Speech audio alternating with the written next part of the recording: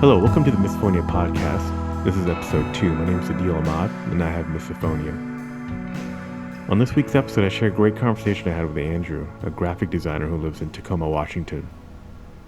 Like many people, Andrew has never really met anyone else with miso in person, and so has never had this kind of a conversation. But as you can tell, he's thought deeply about his experiences for a long time and has some great insights. I think he'd be particularly interested in the positive dynamic he has with his partner.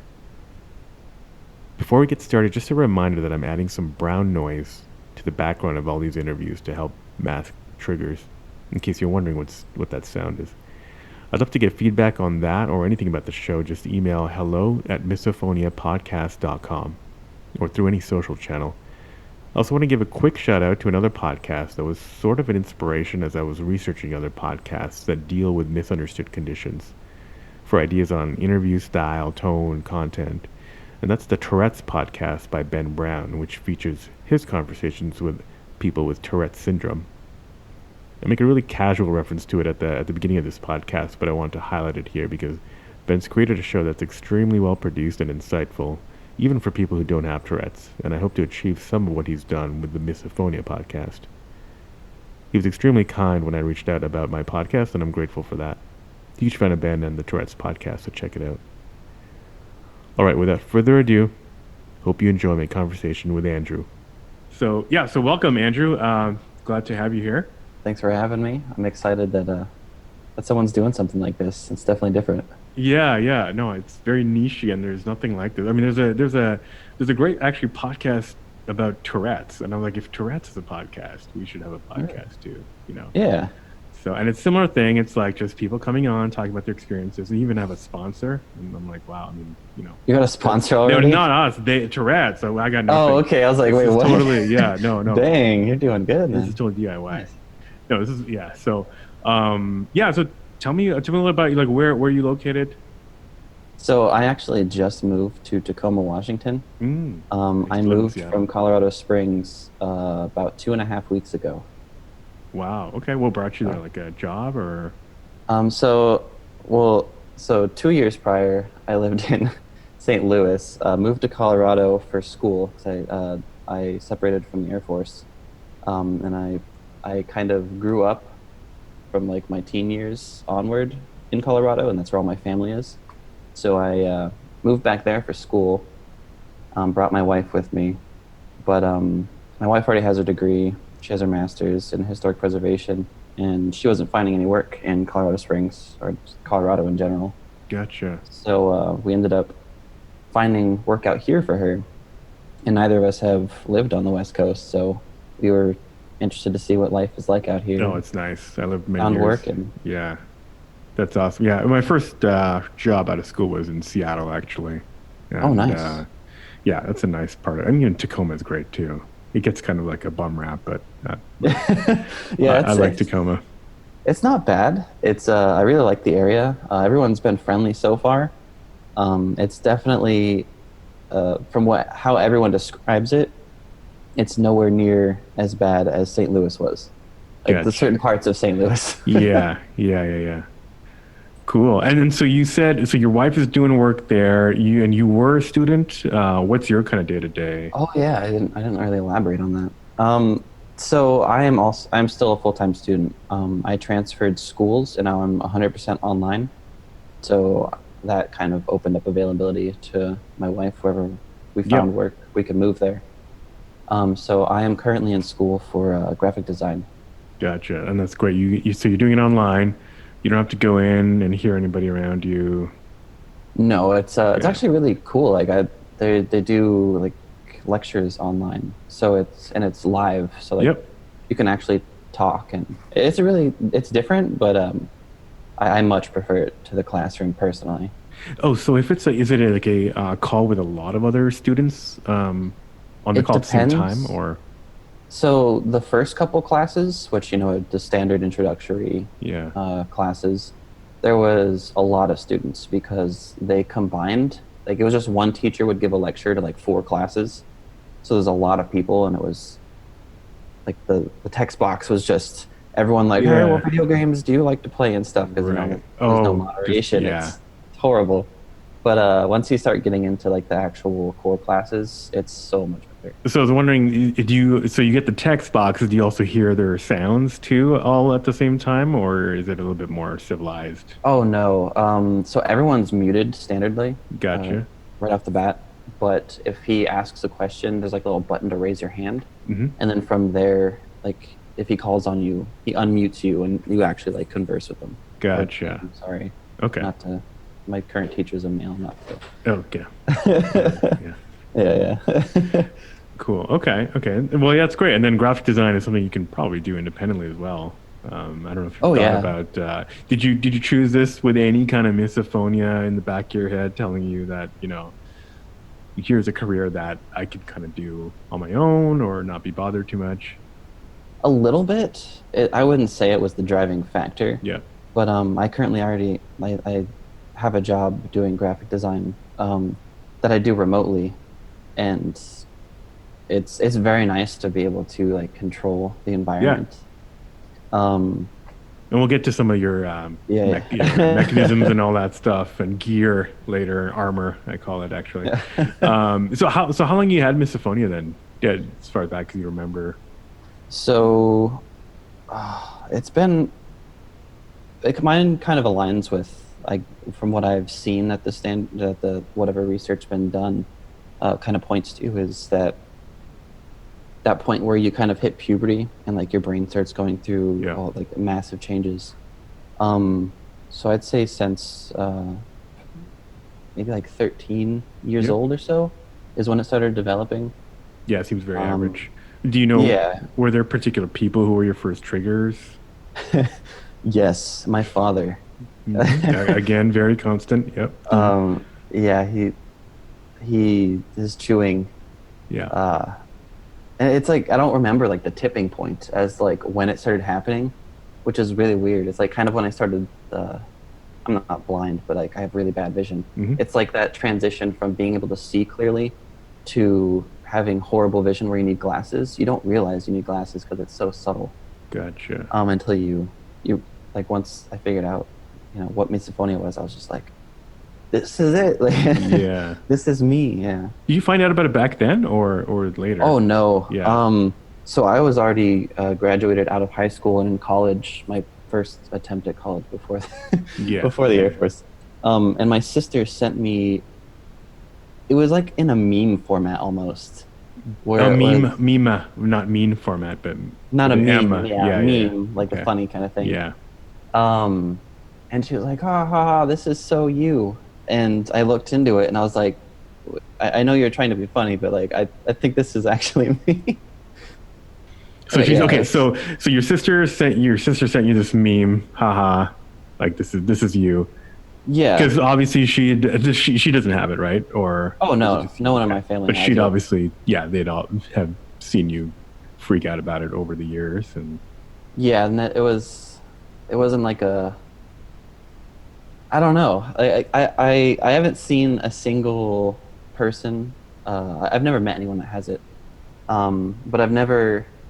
I watched this documentary, like Quiet Please or yep, something like that. yep, Yeah, yep. It's a great one. Yeah. and everyone on there was saying that their family, like when as they're being raised, their family never really wasn't supportive of them. It was they kind of just saw it as like, why are you?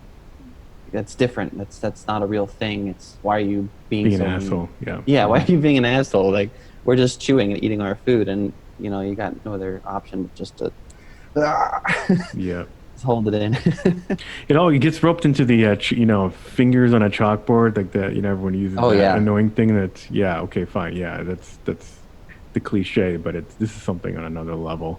Oh So yeah, it's the nails on a chalkboard is just I mean, yeah, it's a universal sound of like right. everyone just cringes because it's an It's unpleasant a high sound. frequency kind of yeah. Yeah, it's almost painful, but Mhm. misophonia isn't it's not really pain. It is a little bit, but like it's not that kind of pain. It's more of like an internal just Like a fight or compression and flight. fight or Yeah, flight. yeah. Yeah, like you're for some reason a sound is making you scared for your life. Like Right. it doesn't make any sense, but Right. Right. Right. Right. that's all it is. Yeah. All you can do. Well, yeah. Like somebody else in an earlier podcast was saying, that she just has to laugh at it almost. It is that. It Yeah. can be that absurd. So, okay, so your dad was your first trigger around puberty. Yep, yeah, that's yeah, very common. I know you haven't met anybody, but that's very, very common. And then did it like expand to other people or other sounds in during those, formative years or Yeah, so I mean it's not really towards certain people. It's mhm, my dad is just the first one that I yeah, realized because his was so bad. Like just the way he chewed was so bad. Um, but still, like my sister and my stepmom, they they wouldn't be as bad if we were eating with my father because you'd notice it's kind though. of like a hierarchy. It's Yeah, like, oh, this person is like the biggest threat because they're chewing the worst. So it kind of drowns out the other ones. yeah. So they still did it if I was just with them. But Did your sister ever um tease you? I know she did the meme thing, but was there ever like a um so provoke kind of thing or I wouldn't say everybody. Um my my wife certainly doesn't tease me.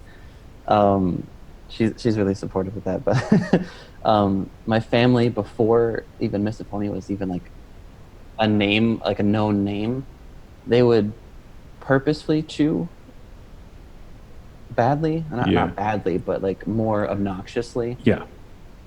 kind of just to see my reaction, I guess you Mm, could say. that's fun. So, Always yes, fun. yeah, it's always fun. And so so as a kid, like, how did you handle it? You obviously got tons of other shit going on in your life. Um,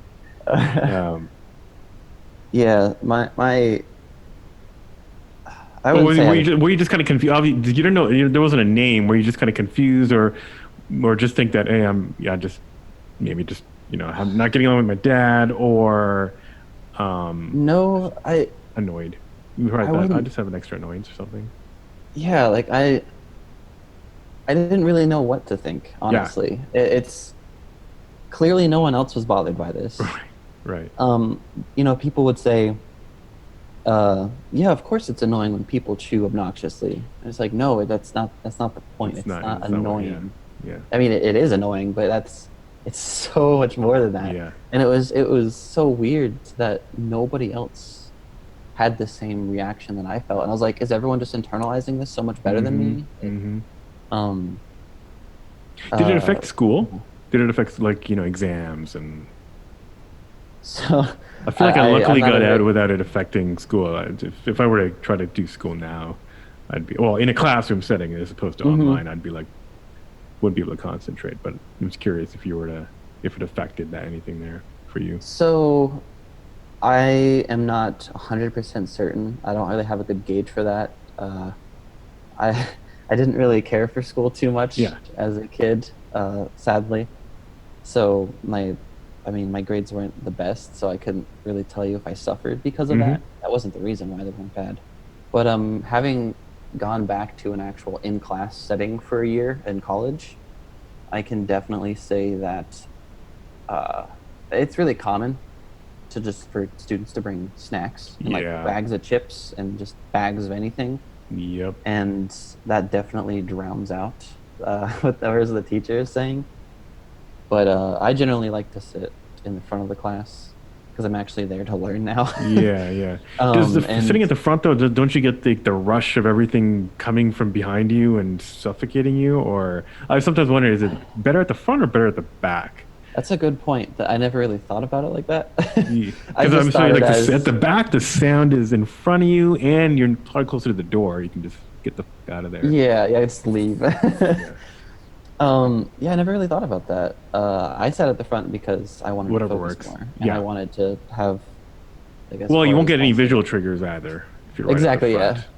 Unless your professor's sick, then Um, you're kind of screwed. But and I never knew that was a thing. That up until actually fairly recently, that visual triggers were a thing. yeah, I it thought was that was quite. something else. Yeah, I've heard more. I've heard of it more. I heard about it quite a bit more at that convention last week for Misophonia. That people are talking about visual triggers more.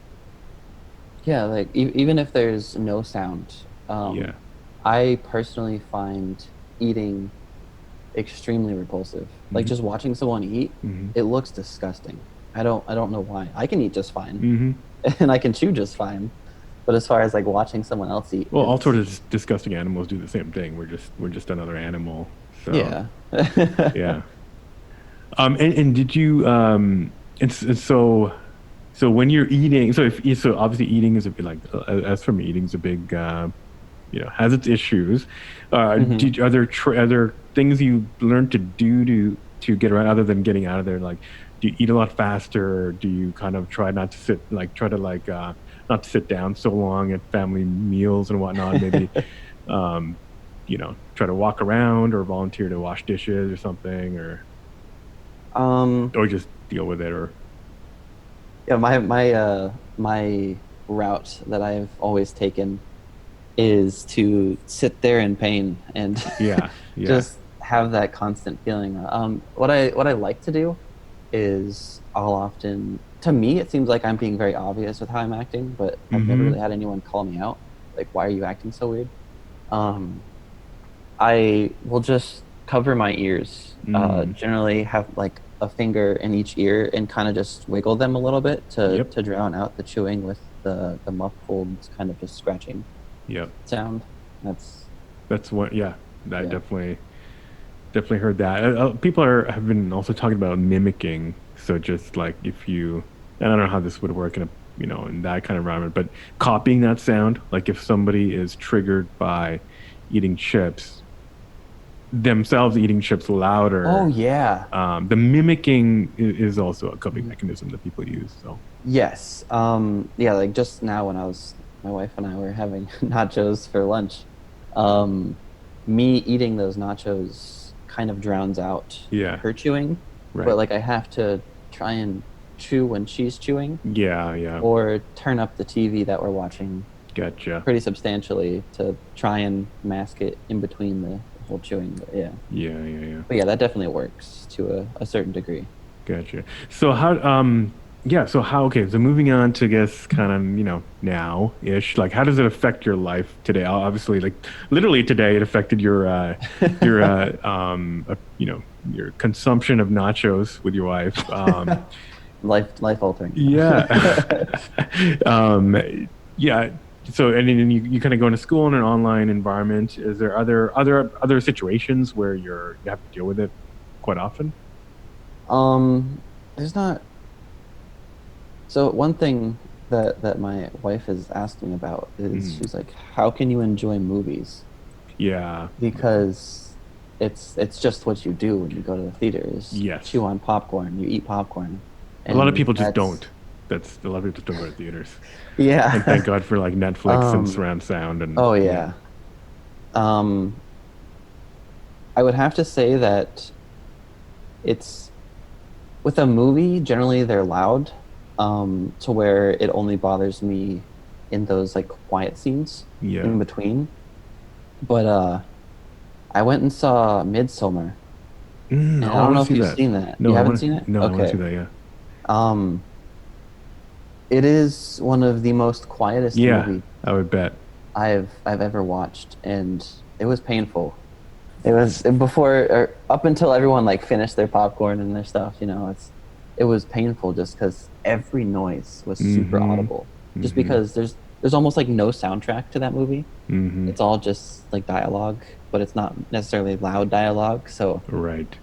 it was I enjoyed the movie, but there it was bad. It was not it was Yeah, hard those kinds of to movies I would focus. probably wait to see it at home. That's I think what I'm waiting to do for that hmm one.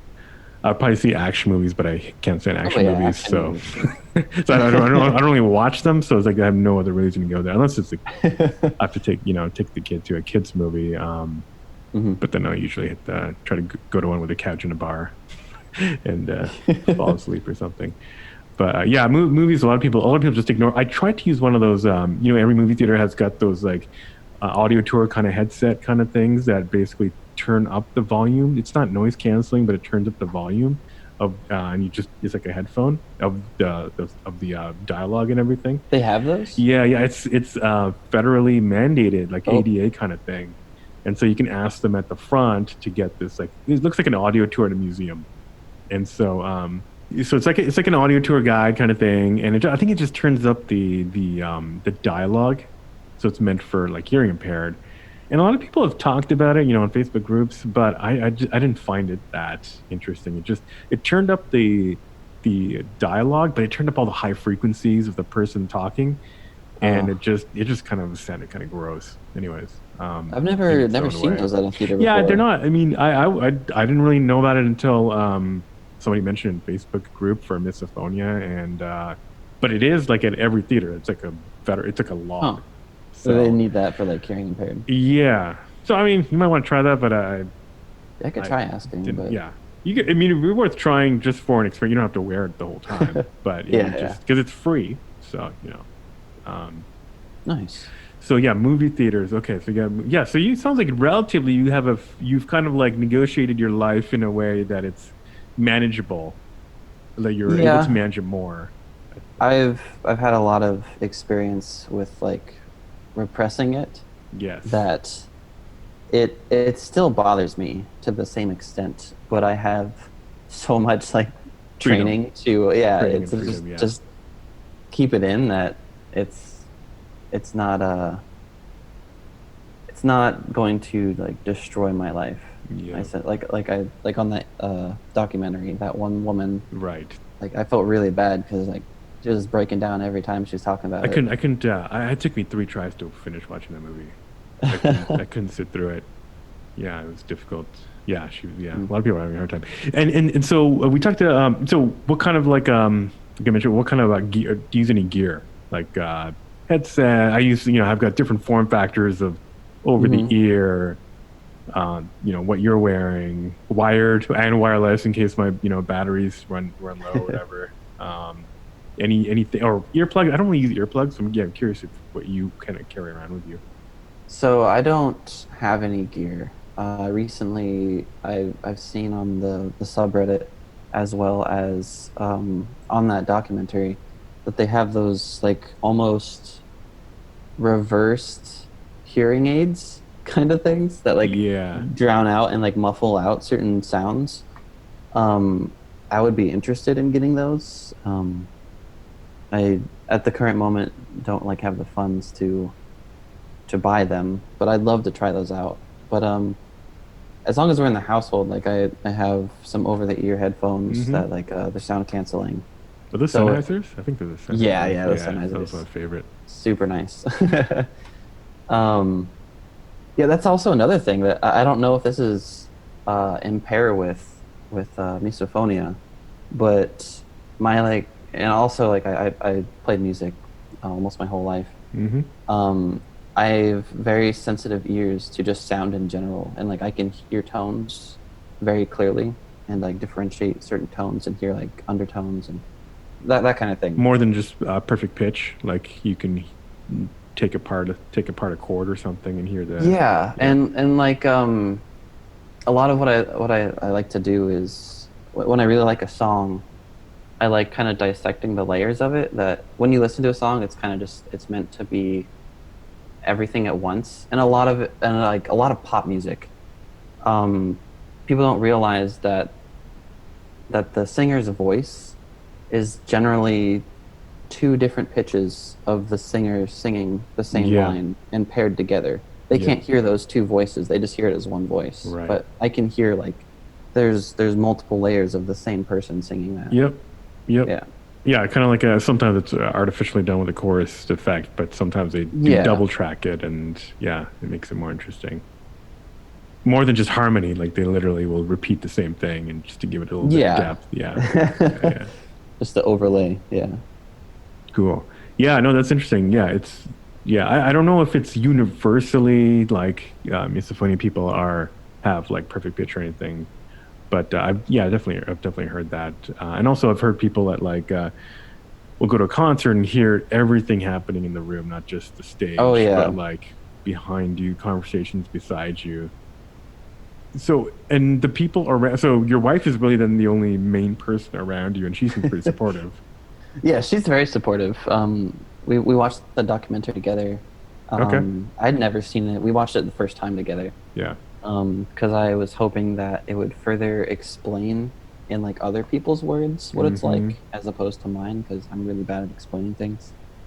But even before that, I mean, she's always been great. Do She you tell doesn't. other people as well? Oh, I didn't mean to interrupt you there. No, Yeah. it's fine. Not. I'm in the boat of the people that feel really bad about inconveniencing other people Yeah. to stop a completely normal activity Yep. or to be conscious of a perfectly normal activity to compensate for my, and I don't want to use the word need, Right. um, but a very uh, I don't know how to explain it. Strong It's not really a desire. If not need. need, it's Yes, it's a very definitely a strong strong desire. desire. It's not life or death in the real sense, but it Yeah, definitely feels that it way. makes you feel that way. Yeah. Yeah. And so like I tell some people, my wife has definitely told some people, and she's awesome for doing that. Hmm. I still feel a little bad having people compensate that for me, but I am definitely appreciative and very, very happy when they do because I feel a lot better. Yeah. Um, And you haven't and like I think you said earlier, you haven't met any other misophones, right? I haven't, no. Gotcha. Well, there's gonna be a lot. There's a lot listening to you right now, so that's and there are quite a few. Like the convention gets a couple hundred people. It's gonna be in Philly next year, so we're hoping Oh to. wow. I'm not part of any organization committee, but Hmm. it would be cool if that kind of like blows it up a little bit even more because it'll be so close to Philly, obviously Philly, but also New York. So there are a lot of people around, and what we like to do is just like talking about it with somebody else who has it is like a Hmm. whole other level. You could probably feel that probably from the documentary. There was Yeah, like and a even with the subreddit, when I found the oh yeah, subreddit, it was like, wow, there's a community that, it's a big and one. Yeah, I haven't commented too much on stuff. Every now and again I do. I'm mostly like a lurker yeah, on Reddit, but yeah, but if someone's like asking for help, like I'll give my 2 cents and yep. see if I can help them out. But And it's really so nice, you know. yeah, I know it's great, and that's I think that subreddit's got like 20, 30,000. Like there's the biggest face group just hit 20,000 as well. Oh And wow. growing. Like there's always new people learning about it. There's somebody Hmm. new listening to you right now, probably just learning about it right now. So I think it's going to grow. Um, so the holidays are coming up. Are you going to be seeing your family for the holidays? Probably not this year. Okay. Um, we spent like all of our money to move out here, so now Yeah. we're getting back up on our feet. So Yeah. it'll be a holiday season just together, but that'll be nice still. Yeah. Yeah. Yeah. For sure. Yeah. Yeah. I think a lot of us are um, not dreading, but preparing for getting our escape routes. Thanksgiving, Yeah. Yeah. the worst. Exactly. Oh, I do have a story about a Thanksgiving Please though. share. Um, it was the first, and I'm not going to say only because I have, uh, I guess you could say like lost it or lost control Mm. um, a couple times, but it's very rare. Um, Thanksgiving, I was still in high school. That was before I knew what misophonia was. I was just confused and angry. So my step grandfather was in town, like my step grandparents and my whole like step extended family Yeah. came for Thanksgiving. Um, and my step grandfather was we were all eating at the table, and I thought my dad was bad. And this was just a whole other level of just obnoxious eating. Yeah. Um, and I tried to hold it in for so long, but I ended up just it's like fist slamming the table and just like screaming at him. Yeah. Looking back, it's like kind of cringy, and it's like I feel really bad that I did that. But in the moment, it's just like if I don't do this, like I'm gonna hurt somebody. I don't want to hurt somebody Yeah. because like for me personally, uh, I find because some people it's like it's fight or flight is what it triggers. Some people are just like I need to leave, like that's their flight. Their um their body chooses flight. Yep. Mine gets is very angry. It's like Yeah. so bad thoughts that I do not want to have Oh, and do not absolutely. Yeah. normally have. Hmm. And so it just goes straight into fight. But repressing that causes like crazy anxiety and like my heart starts racing, Yep. adrenaline. And so like it hit a limit where I couldn't hold it anymore, and I probably went a little too overboard, and I definitely walked away after that and had to explain that I'm Right. weird. Like I don't I don't know what's wrong with me. I'm sorry. I screamed at you, but you were eating like a madman. So Right. Well, it makes yeah, it just makes you do it think irrationally sometimes, hmm and that's just I think everybody at some point probably whether it's misophonia or non-experience something like that. Oh yeah. What did your I'm just curious what your step grandfather said or how he responded. That's I don't have complete remembrance of what happened after I screamed. I know my stepmom wasn't happy. Yeah, Um, gotcha. Yeah. I don't remember what my step grandfather said. I think he was just in shock. Yeah. He wasn't he wasn't quite sure what just happened because he's just eating. Yeah. And all of a sudden, you know, grandson just Right. screaming at you. Right. Um, so yeah, I don't. When that generally happens, it's kind of like not. I wouldn't say like. I guess it is kind of like somewhat of like a safe space in my mind. It just kind of blacks out, and it's just like breathe, relax. Like, you're Yeah. okay. So Yeah. I walked away, and I don't remember much after that except for my stepmom being pretty pissed. Yeah, yeah, understandable, I guess, but yeah, interesting. Well, yeah, I'm hoping not too much of that happens to folks this holiday season, but you know it will. Good luck. Good luck. You know it Breathe. will. Yeah, exactly. Cool. Well, anything else you'd like to tell people who know they have it or are just learning it for the first time and probably relating to what you're going through or what you have gone through? Um, I would basically just, I guess, don't give up. In my personal experience, it may not be the best route, I guess, but for me personally, just focusing really hard on the problem, um, and just, I guess, finding that space in your head where you can talk yourself through it can be very beneficial. Just remember to like breathe, and I know when you hear these noises that like that is the only thing on your mind. No matter what you're doing, everything is gone, and that's the only Hmm. noise, and just echoes and echoes, and it can drive you mad. But try to, I guess, focus on that. That's what's happening, and realize what's going on, and take a step back. And I don't want to say repress it, but with me, like years and years and years of repressing it has kind of built up not an immunity, but a resistance Yeah. to negative reactions in response to those noises.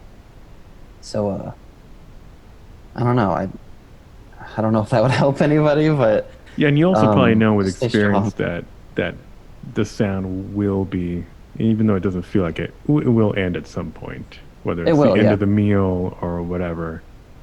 And There is then an end. it takes an unusual, and always a surprising amount of time to kind of decompress after that. But Oh yeah.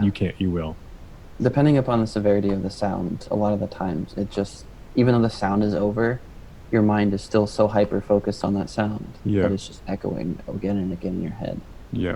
And it takes a lot of faith. And you're asking why is this person trying to kill me, kind of thing, because it's that or hmm destroy me. So you have to work through that as well.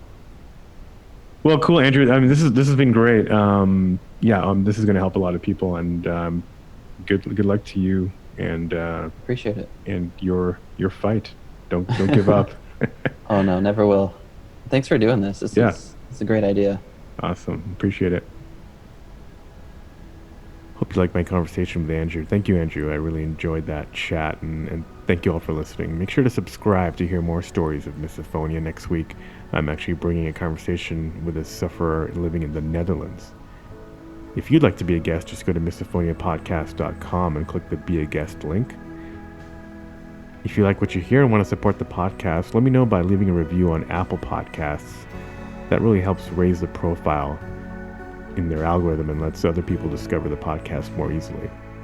Of course, you can always email hello@misophoniapodcast.com follow on Twitter at Misophonia Show or on Instagram at Misophonia Podcast.